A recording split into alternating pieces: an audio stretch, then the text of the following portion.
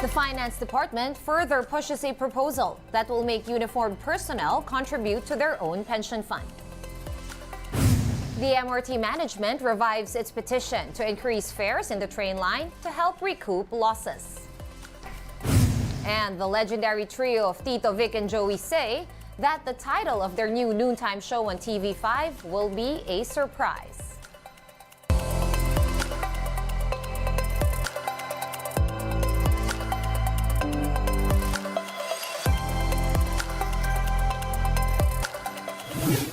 Fast, focused, and fearless. Here's a roundup of stories we're watching now. I'm Sean Yao.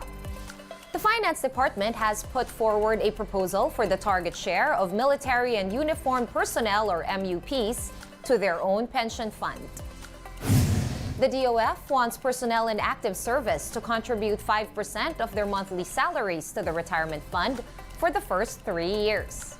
For newly enlisted MUPs, the DOF wants them to contribute 9% of their basic salary and longevity pay to the retirement fund.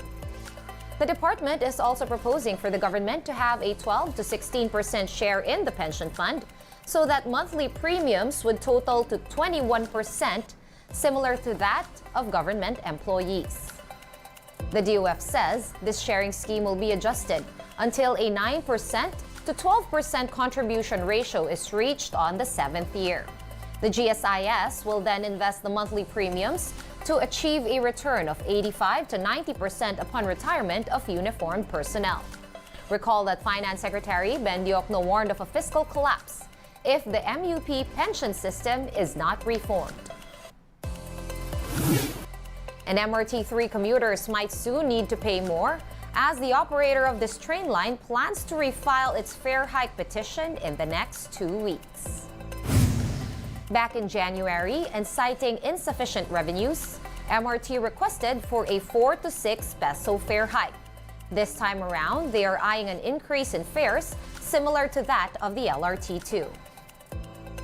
The MRT wants to increase the base fare by 2 pesos and 29 centavos. They're also requesting for an additional charge of 21 centavos for every kilometer traveled. Meanwhile, LRT Lines 1 and 2 are already implementing their fare hikes on August 2. The minimum boarding fee for both railways has been set at 13 pesos and 29 centavos from the previous 11 pesos. This puts the minimum fare for single journey ticket holders at 15 pesos. Meanwhile, the maximum fare for those traveling end-to-end stations is at 35 pesos, up from the current maximum fare of 30 pesos. And for Beep card holders using the LRT1, the minimum fare is now 14 pesos, while the maximum fare for those traveling from Roosevelt to Baclaran or vice versa has been set at 35 pesos. For LRT2 passengers with stored value cards, the base fare has been hiked to 15 pesos, while those traveling from Antipolo to Recto Station will need to shell out 33 pesos. The DOTR previously postponed these fare hikes pending a review on its impact on the riding public. Napakatagal ng panahon yung last na increase natin at alam naman natin na the whole time tumaas na yung presyo ng lahat, no? Yung pamasahin na lang sa LRT ang hindi tumataas. So, ganun din. Marami tayong gastusin sa pagpapatakbo at pag-maintain ng ating system. TVJ and other legit Dabarkads have officially signed their contract with MediaQuest Holdings Incorporated. To tell us more about that, we have mobile journalist Bel Gregorio reporting to us live from Mandaluyong. Hi, Bel. What's the latest? Well, Sean, today marks a historic day in Philippine entertainment as the OG Dabarkads, led by the iconic TVJ trio, are officially part of the TV5 family. Just this afternoon, MediaQuest Chairman Manny V. Pangilinan and MediaQuest President CEO Jane Basas led the contract signing with the Dabarkads, along with Tito, Vic, and Joey. Were be the next grand winner Karen, Alan K., Maine Mendoza, Ryan Agoncillo, Wally Bayola, Jose Manalo, Rise May Dizon, and Paolo Ballesteros. From their contract signing, the Dabarkads moved to the TV5 studio to meet with members of the media, and they actually just finished their media day a few minutes ago. With the Dabarkads move also comes its Showtime's announcement that they are leaving the TV5 MediaQuest group and will start airing on GTV starting July 1. MediaQuest Holdings Inc. and TV5 emphasized in their statement that they continue to give importance to their relationship with ABS-CBN and both groups' future endeavors for the common goal of providing the best content for their viewers. The Dabarkads will be taking their time slot and in their press conference assured fans that with TV5 being their new home, they will continue to be a source of joy and laughter. Live from the TV5 studio, mobile journalist Bel Gregorio. Back to you, Sean. Thank you so much for giving us that recap. Bel Gregorio reporting to us live from the TV5 headquarters in Mandaluyong City. We're going to pause for a quick break, but we have more stories coming your way after that. Stay with us.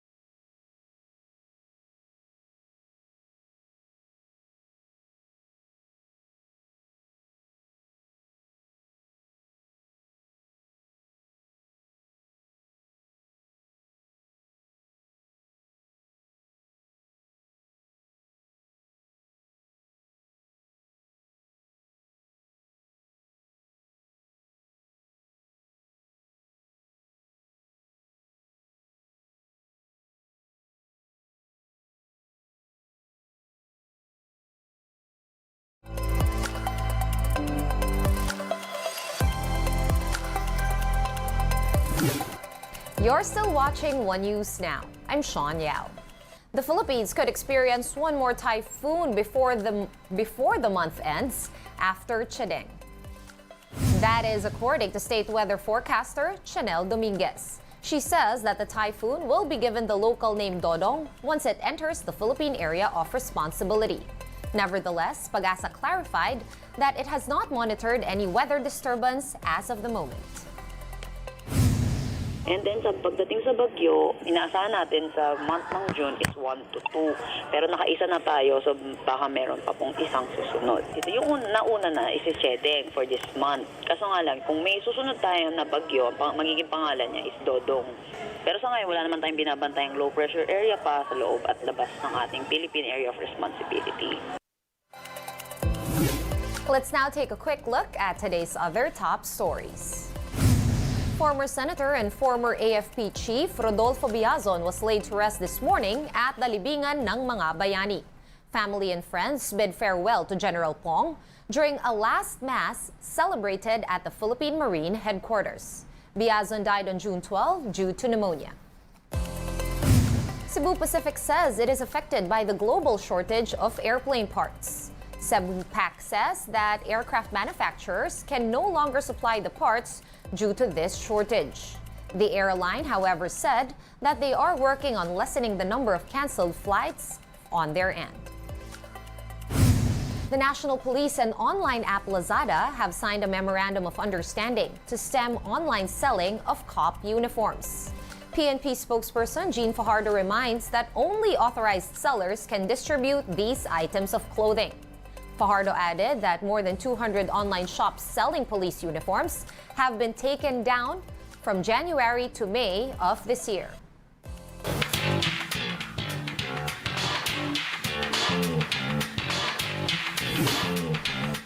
Noontime show It's Showtime will no longer air on TV5 starting July 1.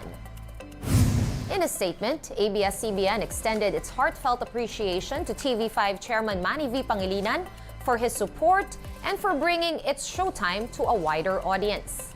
It also said that they have respectfully declined the 4:30 p.m. time slot offered by TV5 for the noontime show. The network also announced that It's Showtime will be airing on GMA's GTV starting July 1. For its part, MediaQuest Holdings and TV5 likewise thanked ABS-CBN for allowing them to bring It's Showtime to the Kapatid network. MediaQuest also emphasized that today's media landscape is very dynamic, but at the end of the day, the Filipino audience is king.